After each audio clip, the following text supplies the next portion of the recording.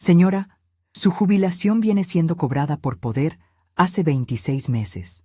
La frase, pronunciada por una empleada joven con el rostro cansado, no parecía dirigida a mí.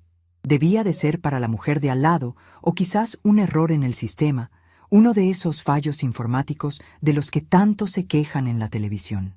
Mis oídos, acostumbrados al murmullo constante de la Oficina de la Seguridad Social, al sonido de los sellos golpeando el papel y al llamado monótono de los números en la pantalla, se negaron a procesar las palabras. Permanecí de pie frente al mostrador de metacrilato, con mi bolso apretado contra el pecho, y solo atiné a parpadear. La muchacha, al ver mi confusión, repitió la sentencia con una delicadeza ensayada, casi como un médico que da una mala noticia. Señora Carmen, ¿me oye? Su pensión. Alguien la ha estado retirando cada mes con un poder notarial. Desde hace más de 2 años. El aire se volvió espeso, pesado. El murmullo de la oficina se convirtió en un zumbido agudo dentro de mi cabeza. Mis rodillas, esas viejas traidoras que me recordaban mis 68 años con cada escalón, amenazaron con ceder. Soy Carmen. Tengo 68 años y 2 hijos. O al menos, eso es lo que creía tener hasta ese instante en que el suelo de linóleo gris empezó a moverse bajo mis pies, como la cubierta de un barco en plena tormenta. Una silla, por favor, susurré. La empleada, con una expresión de genuina preocupación, hizo un gesto a un guardia de seguridad, que me acercó un asiento de plástico azul. Al salir de allí, con un papel arrugado en la mano que certificaba lo inconcebible, supe que mi primer destino no sería mi casa, sino el origen de todo. El viaje en autobús desde la ciudad de vuelta a mi pueblo, a las afueras de Jaén, fue una tortura silenciosa. Me senté junto a la ventanilla, pero no veía los campos de olivos que se extendían hasta donde alcanzaba la vista, una alfombra de plata y verde bajo el sol implacable de Andalucía. No veía el paisaje que había sido el lienzo de toda mi vida. En su lugar, veía escenas, fragmentos de recuerdos que ahora se teñían de una luz siniestra. 26 meses. Recordaba perfectamente cuándo había firmado aquel poder. Fue poco después de que mi Miguel se fuera. Javier, mi hijo mayor, el listo, el que estudió administración de empresas, me sentó en la cocina de mi casa, la misma cocina donde le había curado las rodillas raspadas y le había preparado miles de bocadillos de chorizo. «Mamá, es por tu bien», me había dicho, con esa voz suave y convincente que usaba para cerrar tratos. «Para que no tengas que hacer estas colas, para manejarte los pagos, para que vivas tranquila, nosotros nos encargamos de todo». Luis, el pequeño, el artista, el soñador, estaba a su lado, asintiendo en silencio, con esa mirada suya que siempre parecía pedir disculpas por existir. Y yo, viuda, perdida en un laberinto de papeleo y soledad, les creí. Les di mi firma como les había dado mi vida, sin condiciones, con una confianza ciega que ahora me quemaba las entrañas como un veneno. Cada gesto de los últimos 2 años desfilaba ahora por mi mente, cruelmente iluminado por la verdad. La vez que se me rompió la lavadora y Javier me dijo: «Aguanta un poco, mamá, que ahora estamos apretados en la empresa». Y yo aguanté, lavando a mano durante semanas, con mis manos artríticas sumergidas en agua fría, para no ser una molestia. Mientras, mi propio dinero, el dinero por el que Miguel y yo habíamos trabajado sin descanso, pagaba sus lujos. El coche nuevo de Javier, los viajes de Luis a capitales europeas para buscar inspiración artística, las cenas en restaurantes caros de las que publicaban fotos en sus redes sociales, sonriendo, con copas de vino en la mano, mientras yo contaba las monedas para comprar el pan. Me habían estado dando limosnas de mi propia fortuna, presentándolas como actos de generosidad filial. La humillación era una ola de náusea que subía por mi garganta. Habían convertido mi vejez en una farsa, a mí en una mendiga en mi propia vida, y lo habían hecho con una sonrisa en los labios. El autobús me dejó en la parada de siempre, junto a la vieja fuente del pueblo. El aire olía a tierra seca y a aceite, el perfume de mi hogar. Pero en lugar de caminar hacia mi pequeña casa al final de la calle, giré mis pasos en la dirección opuesta. Caminé por el sendero de tierra que llevaba a la almazara, al negocio familiar. Aceites Rojas Castillo. El nombre de mi esposo todavía estaba allí, junto al mío, aunque ellos lo habían empequeñecido en el nuevo logo. Lo que antes era una pequeña prensa familiar, un negocio levantado con el sudor de Miguel y mis conocimientos sobre los olivos, se había convertido en una moderna planta de producción. Javier la llamaba La Factoría. Un edificio de hormigón y acero inoxidable, frío, impersonal, que había reemplazado a la antigua nave de piedra donde cada rincón guardaba un recuerdo. Ellos decían que era el progreso. Yo sentía que le habían arrancado el alma. Al acercarme, vi el coche de Javier aparcado junto a la entrada, un vehículo alemán negro y brillante que parecía una cucaracha de lujo sobre la tierra rojiza. La puerta corredera de la nave estaba abierta y el sonido metálico y rítmico de la línea de embotellado llegó hasta mí. Entré. El olor ya no era el del aceite recién prensado, intenso y afrutado. Ahora era un olor neutro, casi químico, el olor de la eficiencia industrial. Varios empleados con uniformes blancos y gorros se movían con prisa, sin levantar la vista. Nadie me saludó. Para ellos, yo solo era la madre del jefe, una reliquia del pasado que a veces deambulaba por allí. Los encontré en la sala de catas, una habitación con paredes de cristal que daba a la zona de producción. Javier estaba de pie, con su traje perfectamente planchado, hablando animadamente con un hombre extranjero de aspecto importante. Luis estaba sentado en un taburete alto, jugueteando con su teléfono, con una expresión de aburrimiento profundo. Sobre la mesa de acero inoxidable había varias copas de cata de color azul cobalto y una botella con la etiqueta moderna y minimalista que Javier había diseñado. No esperé. Entré en la sala de cristal sin llamar. Javier se interrumpió a media frase y se giró hacia mí. Su sonrisa de negocios se desvaneció y fue reemplazada por una máscara de fastidio. «Mamá, ahora no, por favor. Estoy en una reunión importante», dijo en voz baja, con los dientes apretados. El hombre extranjero me miró con curiosidad. «Esta es mi madre, Carmen», dijo Javier, como si se disculpara. «La fundadora. Tiene un gran apego sentimental a todo esto». La palabra sentimental sonó como un insulto, como si hablara de una debilidad. Luis levantó la vista de su teléfono, y al ver mi rostro, supo que algo iba mal. Su expresión cambió de la apatía al nerviosismo. Ignoré al visitante. Miré fijamente a Javier. «Vengo de la ciudad, de la seguridad social», dije, y mi voz sonó extrañamente firme. Vi un destello de pánico en los ojos de Javier antes de que lo ocultara tras su máscara de empresario. Mateo palideció visiblemente. «Mamá, de verdad, este no es el momento ni el lugar para hablar de tus cosas», insistió Javier, intentando llevarme hacia la puerta. Pero yo no me moví. Me planté frente a él. «Hace 26 meses que no cobro mi jubilación. ¿Sabes algo de eso, Javier? ¿Tú, Luis?» El silencio que cayó en la sala de cristal fue absoluto. El hombre extranjero miraba de uno a otro, claramente incómodo. Luis se encogió en su asiento, como si quisiera volverse invisible. Javier, acorralado, optó por la ofensiva. Su rostro se endureció y su voz se volvió fría como el acero de las máquinas que nos rodeaban. «No sé de qué estás hablando», mintió sin titubear. «Seguro que es un error administrativo. Ya te dije que no te preocuparas por esas cosas, que nosotros nos encargamos». «Ah, sí. Se han encargado muy bien», respondí, y saqué el papel arrugado de la oficina. «Aquí dice que se ha cobrado con un poder que yo os firmé». La cara de Javier se contrajo en una mueca de ira. Había calculado mal. Pensó que podía despacharme con una palmadita en la espalda como siempre. Pero la mujer que tenía delante ya no era su dócil madre. Era una leona herida. «Estás montando una escena ridícula delante de un socio potencial», siseó. «Estás perjudicando el negocio que te da de comer». La audacia de esa frase me robó el aliento. El negocio que yo había construido.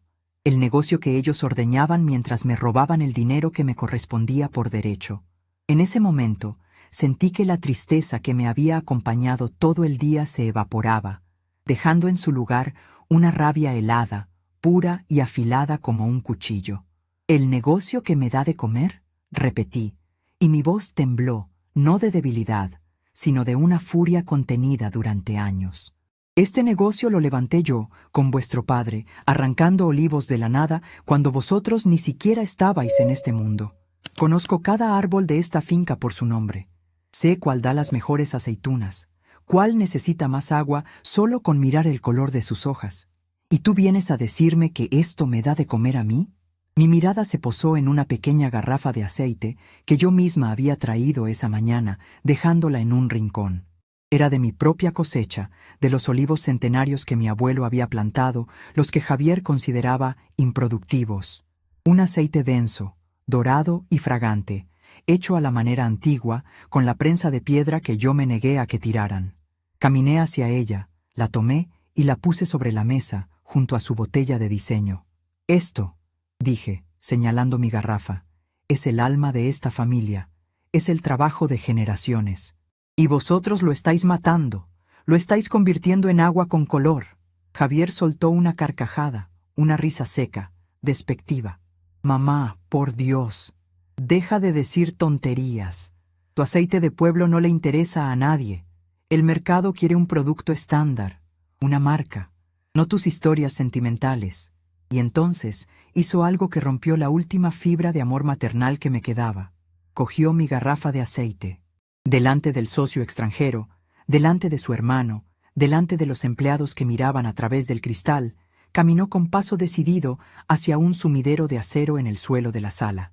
No podemos permitir que estos experimentos caseros contaminen la imagen de nuestra marca, dijo, y sin más, desenroscó el tapón y volcó la garrafa. El chorro de aceite dorado, espeso, el fruto de un año de trabajo y de toda una vida de sabiduría, se derramó en la oscuridad del desagüe. El sonido fue obsceno, un glugluteo de muerte. Me abalancé para detenerlo, pero él me bloqueó el paso con su cuerpo, firme, sin siquiera mirarme. «Ya basta, mamá, vete a casa», ordenó, como si yo fuera una niña caprichosa. Me quedé paralizada, viendo cómo las últimas gotas de mi aceite, de mi legado, desaparecían por el desagüe. El hombre extranjero carraspeó, se levantó y dijo algo en inglés a Javier. Luego me dirigió una breve inclinación de cabeza y se marchó a toda prisa, claramente asqueado por la escena. Javier ni se inmutó. Tiró la garrafa vacía a una papelera con un ruido metálico. «Perfecto», escupió, mirándome con puro desprecio. «¿Ves lo que has conseguido? Has hecho el ridículo y me has hecho perder un cliente». Lo miré como nunca lo había hecho. No veía a mi hijo, veía a un ladrón, a un destructor, un extraño con mi sangre.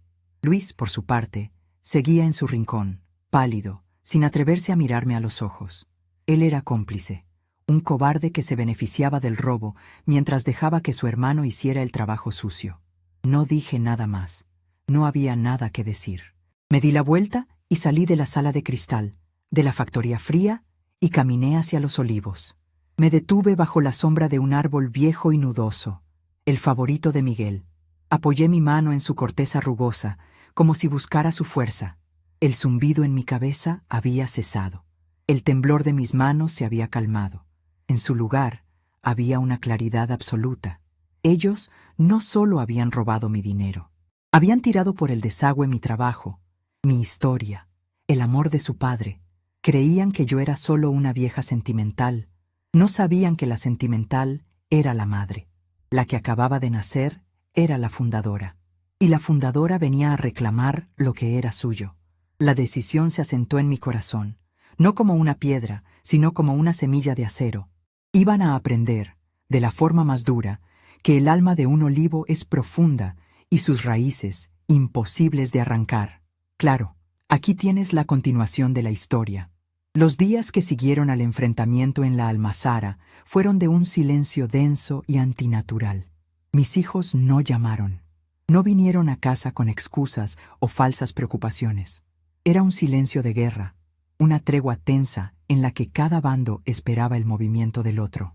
Ellos, sin duda, esperaban que yo me calmara, que la rabieta de la vieja se apagara y todo volviera a la normalidad.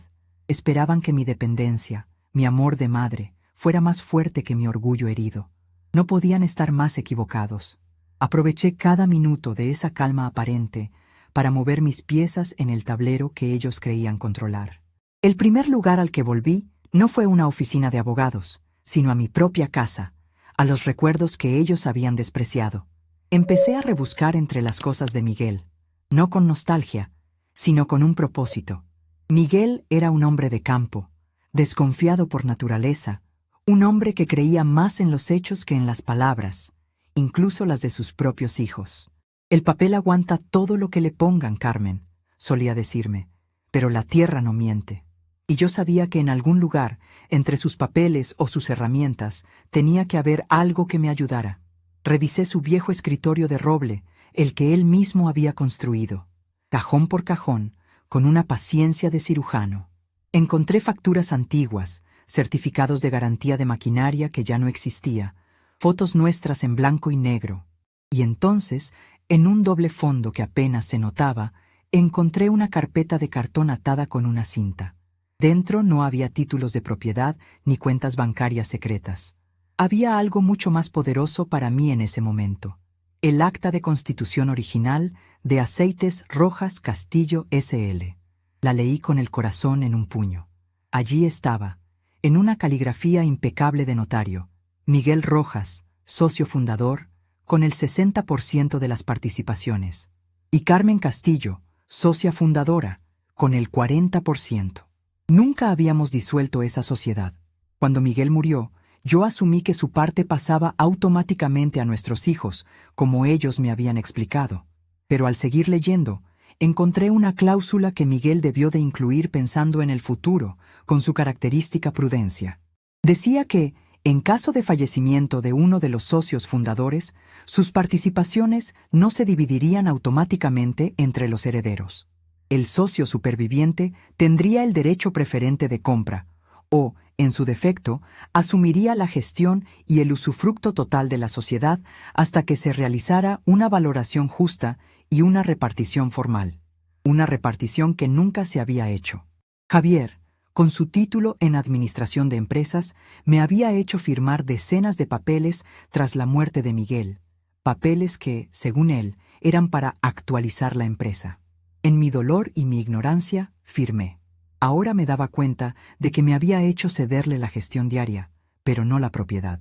Legalmente, yo no era solo la madre sentimental, era la dueña del 40% y la usufructuaria del 60% restante. Era, a todos los efectos, la dueña del 100% del negocio hasta que se decidiera lo contrario. Ellos no eran los jefes, eran, en el mejor de los casos, mis empleados. La revelación me dejó sin aire. Me senté en la silla de Miguel, con la carpeta sobre mis rodillas, y una risa seca, casi un sollozo, escapó de mis labios. Habían tirado por el desagüe el aceite de la dueña. Habían insultado a la mujer que tenía el poder de cerrarles el grifo para siempre. El poder no estaba oculto, siempre había estado allí, en un papel olvidado que ellos, en su arrogancia, nunca se molestaron en revisar a fondo. Subestimaron no solo mi inteligencia, sino la astucia de su padre. Mi siguiente paso fue buscar un aliado. No quería un abogado de la ciudad, de esos con despachos lujosos y minutas astronómicas. Necesitaba a alguien del pueblo, alguien que entendiera las dinámicas locales, que supiera dónde apretar. Y solo había una persona para eso: Antonio, el gestor. Antonio era un hombre de mi edad, viudo como yo, que llevaba las cuentas de la mitad de los agricultores de la comarca, desde su pequeña oficina encima del bar del pueblo. Era un hombre serio, metódico, de esos que todavía usan manguitos para no mancharse las camisas con tinta. Conocía los secretos de todo el mundo, pero era discreto como una tumba. Fui a verlo una mañana temprano. Le puse la carpeta sobre la mesa y le conté la historia, sin omitir el detalle de la jubilación robada y el aceite derramado. Antonio escuchó en silencio, ajustándose las gafas sobre la nariz, leyendo cada papel con una atención minuciosa. Cuando terminé, se reclinó en su silla, que chirrió en señal de protesta, y se quedó mirándome. «Carmen», dijo finalmente, con su voz grave y rasposa, «lo que te han hecho no tiene nombre, pero tu Miguel era más listo que el hambre. Dejó todo bien atado». Se levantó y fue a un archivador metálico que ocupaba toda una pared. Después de rebuscar un rato, sacó una copia de las últimas cuentas anuales que Javier había depositado en el registro mercantil. Las extendió sobre la mesa. «Mira esto», dijo, señalando una línea de gastos. «Viajes y representación, 40.000 euros el último año. Dietas y gastos varios, 20.000. ¿Tú has visto algo de ese dinero?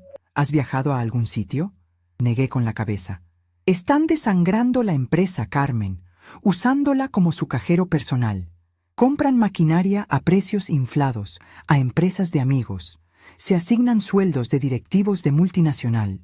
Pero a la hora de la verdad, declaran unos beneficios ridículos para pagar menos impuestos». Me explicó con paciencia cada partida, cada truco contable.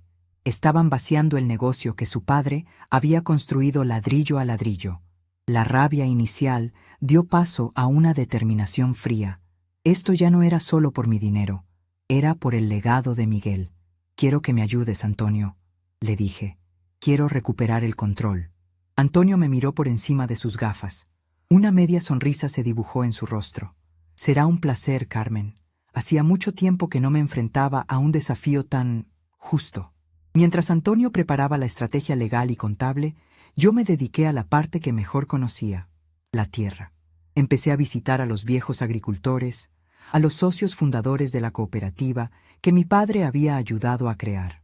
Hombres con las manos encallecidas y el rostro curtido por el sol, que como yo, se sentían desplazados por la nueva gestión de mis hijos.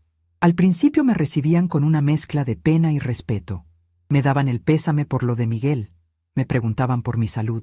Pero cuando empezaba a hablarles del aceite, de cómo Javier estaba mezclando sus cosechas de aceituna picual de primera calidad con otras más baratas de Marruecos para abaratar costes, sus rostros cambiaban. Ellos lo sabían, lo notaban en el precio que les pagaban, en la falta de respeto con la que trataban su producto.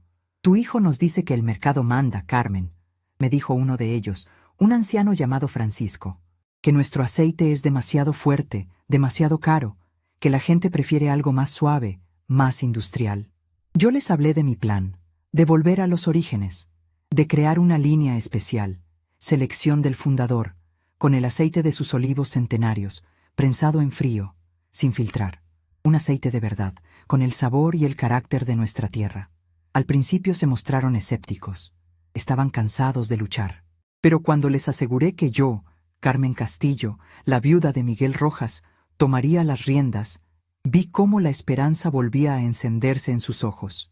«Si tú estás al frente, Carmen, cuenta con nosotros», dijo Francisco, y los demás asintieron. Forjé mi ejército no con abogados, sino con agricultores. Mi arma no sería un contrato, sino la lealtad y la calidad de nuestro producto. Mientras tanto, en la almazara, mis hijos seguían en su mundo de arrogancia. Confiados en que mi enfado se disolvería con el tiempo, seguían con sus planes. Un día, pasé por la plaza del pueblo y escuché a un grupo de mujeres cuchicheando. Se callaron al verme, pero alcancé a oír el nombre de Luis. Más tarde, la hija de la panadera, una chica joven a la que yo había visto crecer, se me acercó con timidez. «Doña Carmen», empezó, «no quiero meterme donde no me llaman, pero su hijo Luis va diciendo por ahí que usted no está muy bien de la cabeza, que desde que murió don Miguel dice cosas raras, que se inventa historias». La sangre se me heló en las venas. No solo me robaban, no solo me humillaban, sino que ahora estaban intentando destruir mi reputación, mi credibilidad. Estaban preparando el terreno para incapacitarme, exactamente como Javier me había amenazado. Querían convertirme en la loca del pueblo para que nadie creyera mi historia. La cobardía de Luis, usando el chismorreo como un arma, me dolió casi más que la agresión directa de Javier. Pero en lugar de hundirme, esa noticia me dio más fuerza. Ya no tenía ninguna duda, ninguna punzada de conciencia. Había que actuar, y había que hacerlo ya. Llamé a Antonio. «Está todo listo», le dije. «Convoca la junta». Él entendió al instante. «Mañana a las 10 en la almazara. Les enviaré el burofax ahora mismo. No podrán negarse». Colgué el teléfono y respiré hondo. La sorpresa estaba preparada. Habían subestimado a la vieja sentimental. Mañana iban a conocer a la socia mayoritaria. Claro, aquí tienes la continuación de la historia. A las 10 en punto de la mañana siguiente, el sol de Jaén ya calentaba con fuerza, haciendo brillar las hojas plateadas de los olivos. Llegué a la almazara conduciendo el viejo coche de Miguel, un Seat que apenas usaba pero que mantenía con el motor a punto, como él me había enseñado. Aparqué no en la zona de visitantes, sino en la plaza reservada para la dirección, justo al lado del flamante coche alemán de Javier. Al bajarme, sentí las miradas de los trabajadores. Cuchicheaban entre ellos, sorprendidos de verme allí, tan temprano y con un aire tan decidido. Ya no era la sombra que deambulaba por los rincones. Caminaba erguida, con la carpeta de los documentos originales bajo el brazo. Era mi armadura. Antonio ya me esperaba en la entrada de las oficinas.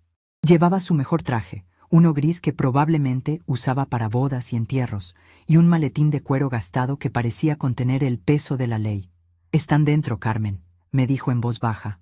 «Javier está furioso por la convocatoria, dice que es improcedente. Luis parece un fantasma». Asentí. «Vamos, Antonio, es hora de pasar la primera prensa en frío».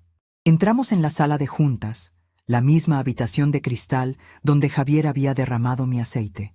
Él estaba de pie, de espaldas a la puerta, hablando por teléfono a gritos. Luis estaba sentado a la mesa, pálido, mordiéndose las uñas. Al vernos entrar, Javier colgó bruscamente. «¿Se puede saber qué significa esto?», espetó, señalando la carta de convocatoria que había sobre la mesa. «Convocar una Junta General Extraordinaria sin mi aprobación es ilegal. Soy el administrador único». Antonio carraspeó y se sentó a la cabecera de la mesa, un lugar que siempre ocupaba mi marido. Colocó su maletín sobre la superficie pulida con un sonido seco y autoritario. «Buenos días, Javier, Luis. Según los estatutos originales de Aceites Rojas Castillo S.L., que parecen haber olvidado, la convocatoria de una junta puede ser solicitada por cualquier socio que represente, al menos, un 5% del capital social». Abrió su maletín y sacó una copia de los estatutos. «La señora Carmen Castillo posee el 40%. La convocatoria es perfectamente legal». La cara de Javier era un poema. Se quedó sin palabras, mirando de Antonio a mí, como si nos hubiera salido una segunda cabeza. Intentó recomponerse, adoptando su tono condescendiente. «Mamá, ya hemos hablado de esto. Estás siendo manipulada por este señor. Tus acciones te dan derecho a unos dividendos, nada más. La gestión es cosa mía». Me senté frente a él, al otro lado de la larga mesa. Coloqué mi propia carpeta, la original, y la abrí con parsimonia. «Te equivocas, Javier. Mi 40% me da voz y voto, y la cláusula de usufructo sobre el 60% de tu padre». Deslicé el documento por la mesa hasta que quedó frente a él. «Me da el control. Hasta que esta junta no decida otra cosa. El administrador único aquí eres tú, porque yo te lo he permitido. Y hoy dejo de permitírtelo». Javier cogió el papel. Sus ojos recorrieron las líneas escritas a máquina, y su rostro fue perdiendo color hasta quedar del mismo tono que las paredes de la oficina. Luis se inclinó para leer por encima del hombro de su hermano, y sus ojos se abrieron como platos. El silencio se prolongó durante casi un minuto.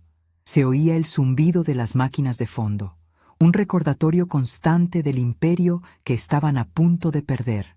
Esto es un papel viejo», balbuceó Javier, pero su voz carecía de toda convicción. «¿No tiene validez?». «Oh, sí que la tiene», intervino Antonio con calma. «Está debidamente inscrito en el registro mercantil. Nunca se modificó. Simplemente, ustedes decidieron ignorarlo». El primer punto del día, según la convocatoria, era la auditoría de las cuentas de los últimos 5 años. Cuando Antonio pronunció la palabra auditoría, vi a Luis tragar saliva con dificultad. «Solicitamos el acceso inmediato a todos los libros contables, facturas, extractos bancarios y contratos», continuó Antonio, con la voz monótona de quien lee un texto legal. «Queremos entender, por ejemplo, estos gastos de representación tan elevados, y estos pagos a proveedores extranjeros de los que no consta la recepción de mercancía». Javier se levantó de golpe, haciendo que su silla chirriara contra el suelo. «No voy a permitir que nadie meta las narices en mis libros. He levantado esta empresa», gritó, perdiendo por completo la compostura. «Tú no la has levantado, Javier. La has ordeñado», le respondí con una calma que lo desquició aún más. «Y vamos a ver cuánta leche ha salido y a qué bolsillos ha ido a parar». Fue entonces cuando ocurrió el momento que supe que recordaría para siempre, el verdadero punto de inflexión. La puerta de la sala de juntas se abrió. Era Francisco, el viejo agricultor, con su boina calada y sus ropas de faena.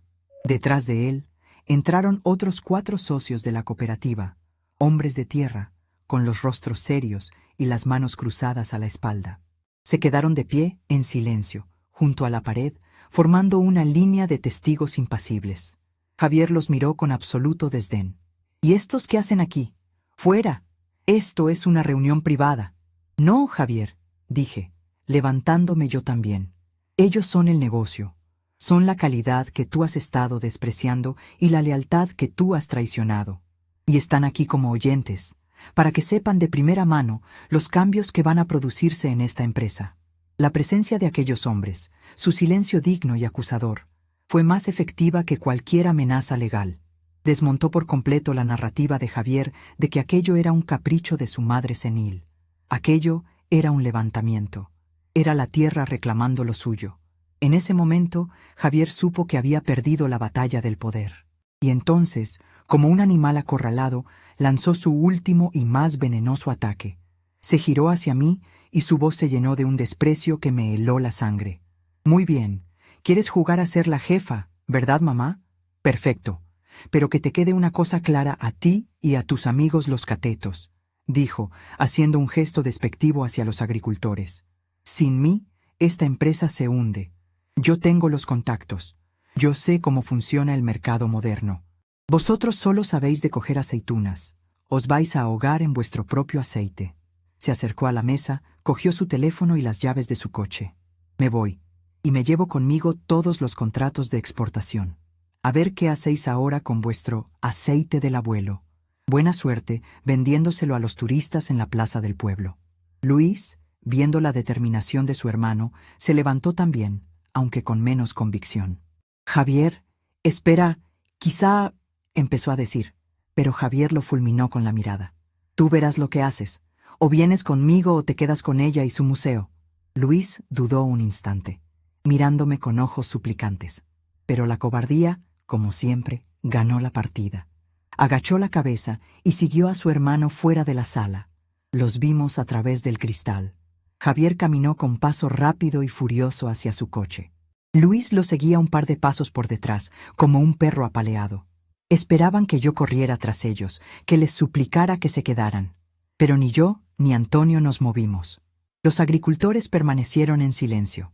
Javier arrancó el motor de su coche con un rugido y salió del aparcamiento levantando una nube de polvo rojizo. Un último gesto de desafío. El coche de lujo desapareció por el camino de los olivos. El silencio que quedó después fue profundo, expectante. Francisco se acercó a la mesa. ¿Y ahora qué, Carmen?, preguntó, y en su voz había una mezcla de preocupación y de incipiente esperanza. Tomé la botella de aceite de diseño que Javier había dejado sobre la mesa. La etiqueta era elegante, pero el contenido era mediocre. La desenrosqué. Caminé hacia la ventana que daba a la línea de producción, la abrí y, sin una palabra, vacié el contenido sobre la tierra seca del exterior. El gesto fue simbólico, un bautismo inverso. Luego, me volví hacia ellos, mis verdaderos socios. Ahora, dije, y por primera vez en muchos años sentí el peso de mi propio nombre, de mi legado. Ahora nos ponemos a trabajar. Vamos a hacer el mejor aceite que esta tierra haya dado en 100 años. Una sonrisa lenta pero segura se extendió por el rostro de Francisco. La batalla había terminado. La guerra por el alma de Aceites Rojas Castillo no había hecho más que empezar. Claro, aquí tienes la continuación de la historia. La salida de Javier, con su portazo teatral y su amenaza de llevarse los contratos, fue como una poda drástica en un olivo viejo. Dolorosa, sí, pero necesaria para que la savia nueva pudiera fluir. Lo que él no sabía, en su ceguera de hombre de ciudad, es que los verdaderos contratos de esta tierra no se firman con tinta sobre papel, sino con un apretón de manos y décadas de confianza. Los clientes internacionales que él había conseguido buscaban un producto barato y estandarizado, y estaban constantemente presionando para bajar los precios. Eran clientes, no socios. Mis socios eran los hombres que se habían quedado en la sala de juntas, y los muchos otros que, al correrse la voz, empezaron a acercarse a la almazara con una curiosidad renovada. Las primeras semanas fueron un caos organizado. Con Antonio manejando la parte financiera y yo la producción, nos sumergimos en las entrañas de la empresa que mis hijos habían desatendido. Lo que encontramos fue peor de lo que imaginábamos. Javier no solo se había llevado los contratos, había dejado un campo minado de deudas, pagos a proveedores retrasados, créditos bancarios con intereses abusivos, facturas impagadas que se amontonaban en los cajones. Había estado financiando su estilo de vida y sus inversiones fallidas con el dinero de la empresa, tapando un agujero con otro, en una huida hacia adelante que estaba a punto de llevar el negocio a la quiebra.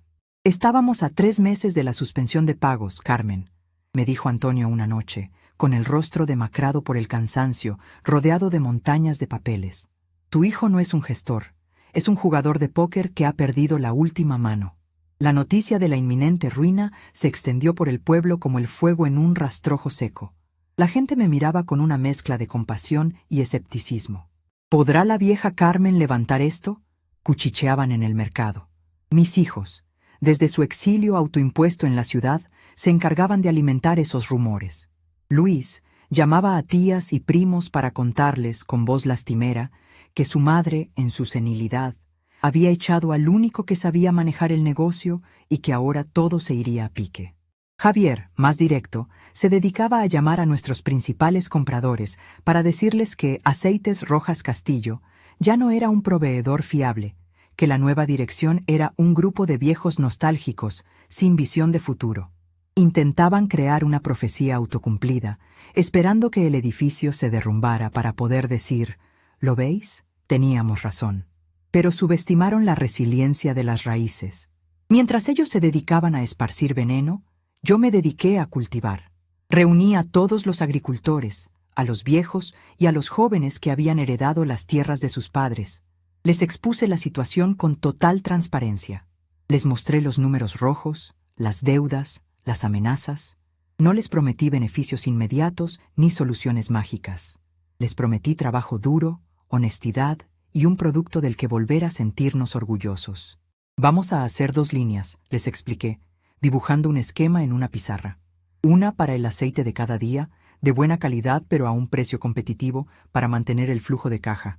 Y la otra, nuestra joya, la selección Fundador, con las mejores aceitunas de los árboles centenarios. Será más cara, sí, pero su calidad será incontestable. No venderemos un producto, venderemos una historia. Nuestra historia. La respuesta fue abrumadora. Los agricultores, que se habían sentido ignorados y maltratados durante años, se volcaron. Empezaron a traer sus mejores cosechas, a compartir sus conocimientos, a trabajar codo con codo en la almazara. Limpiamos la vieja prensa de piedra, la pusimos a punto y volvimos a prensar el aceite como lo hacían mis abuelos.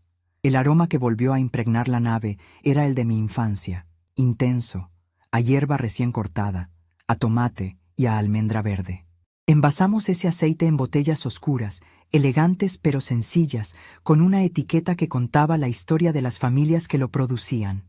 Cada botella llevaba el nombre de la finca y del agricultor.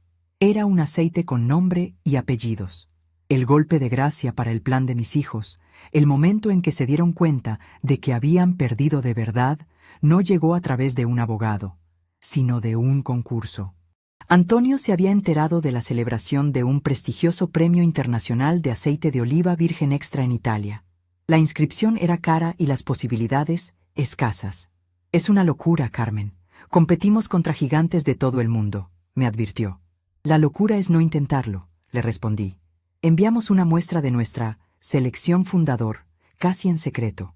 Ni siquiera los trabajadores de la almazara lo sabían. Unas semanas después, una mañana, sonó el teléfono de la oficina. Era una llamada desde Roma. Antonio contestó, y yo solo veía cómo su expresión cambiaba de la profesionalidad a la incredulidad, y de ahí a una alegría que casi lo hizo llorar. Me pasó el teléfono. Una mujer, con un fuerte acento italiano, me comunicaba que habíamos ganado la medalla de oro, el mejor aceite del mundo en la categoría de frutado intenso. La noticia explotó. primero en el pueblo, luego en la prensa regional, y finalmente en las publicaciones especializadas de todo el mundo. El teléfono no paraba de sonar. Importadores de Japón, de Estados Unidos, de Alemania, querían nuestro aceite. Tiendas gourmet, chefs con estrellas Michelin, todos querían probar el milagro de Jaén, el aceite hecho por un grupo de agricultores liderados por una mujer de casi 70 años. El precio de nuestra botella se multiplicó por 10. Tuvimos que crear una lista de espera. El negocio no solo se había salvado, estaba más vivo y era más rentable que nunca. Fue entonces cuando mis hijos volvieron. No juntos. El primero en aparecer fue Luis. Vino una tarde a mi casa, no a la almazara. Estaba más delgado, con ojeras. Me trajo un ramo de flores, las mismas que solía regalarme Miguel. Un golpe bajo, calculado. Se sentó en la cocina, en la misma silla donde había asentido mientras Javier me convencía para firmar el poder.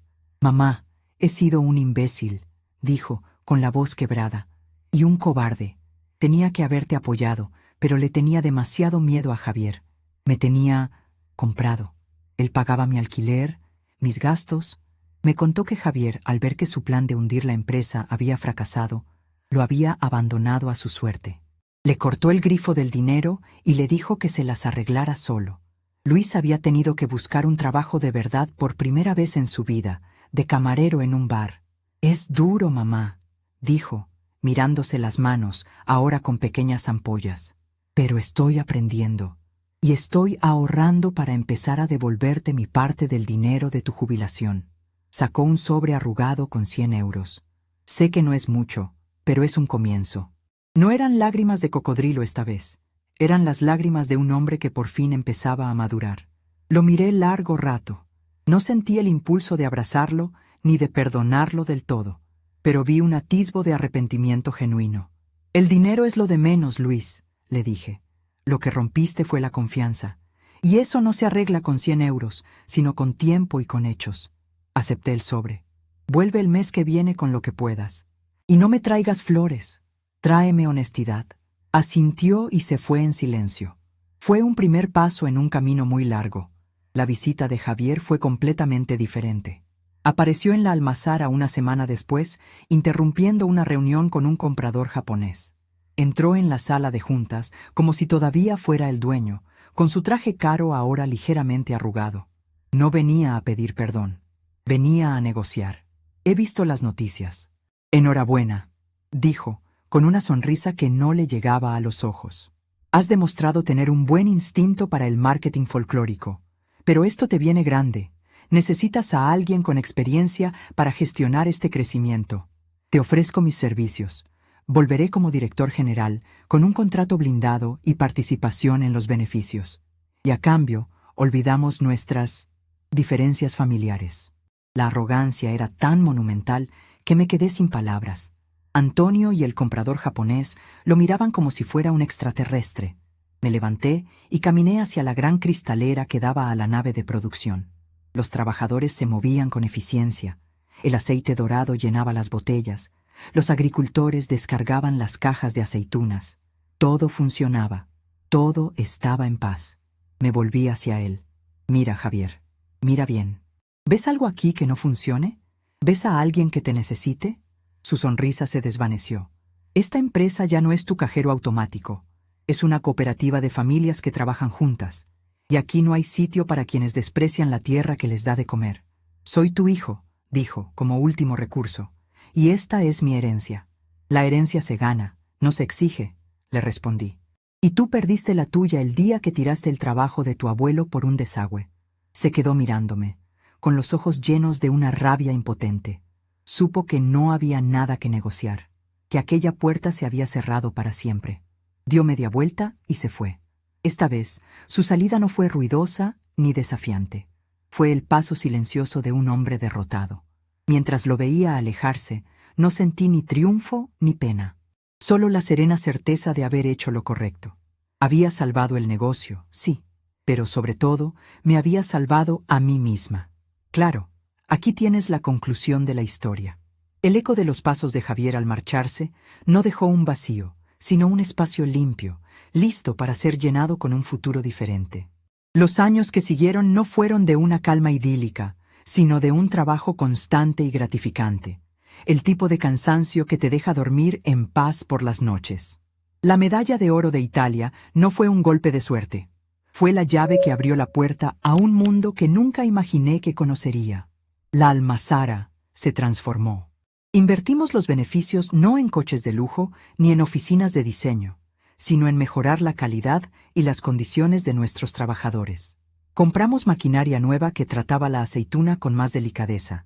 Instalamos paneles solares en el techo para ser autosuficientes y creamos una pequeña guardería para que las madres y padres jóvenes pudieran trabajar sin preocupaciones. La Factoría Fría de Javier volvió a ser el corazón del pueblo, un lugar donde la gente no solo venía a trabajar, sino a sentirse parte de algo.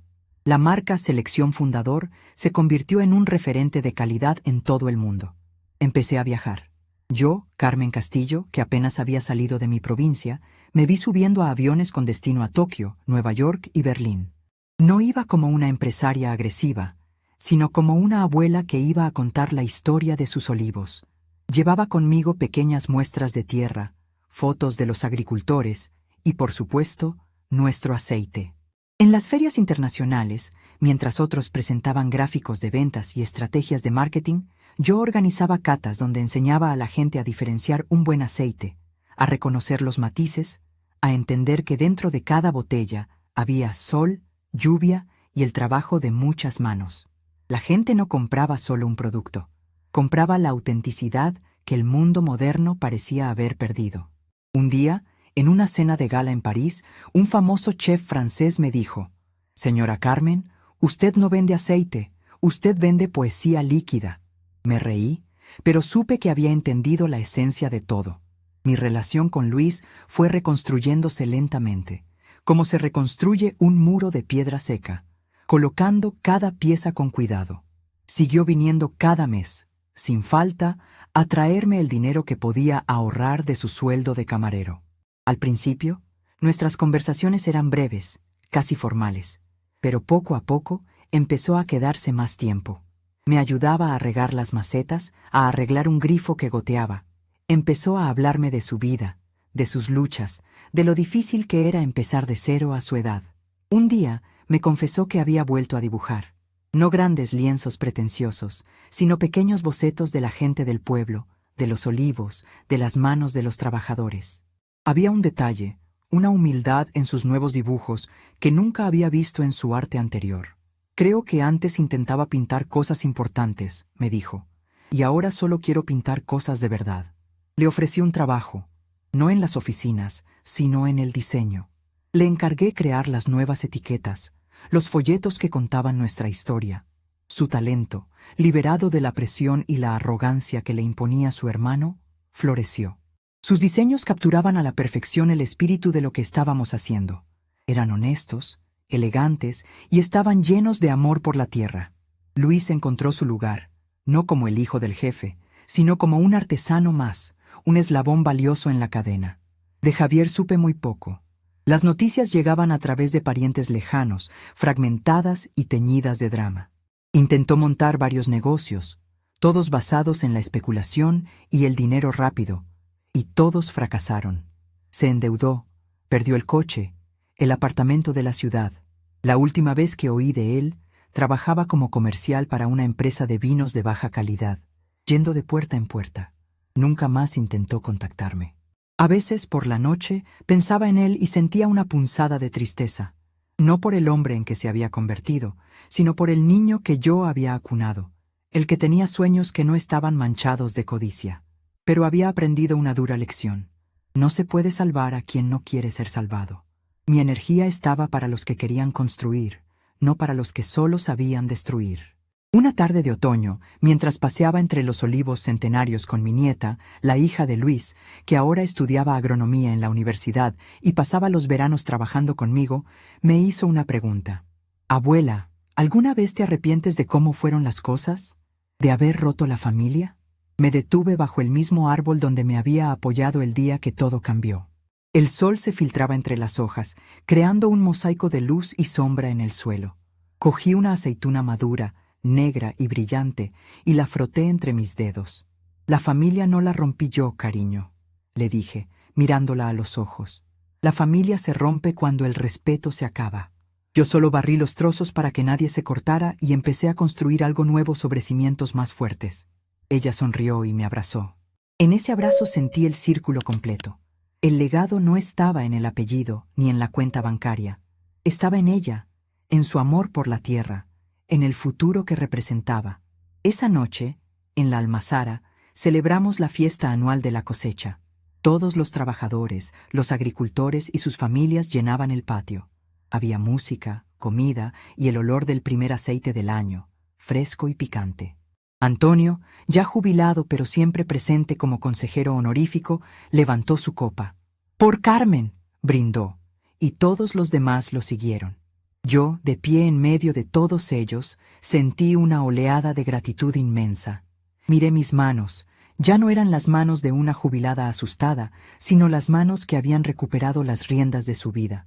Había ido a la ciudad a actualizar mis datos y había terminado actualizando mi alma. Había perdido 2 hijos tal y como los conocía, pero había ganado una comunidad, un propósito y el respeto de mí misma.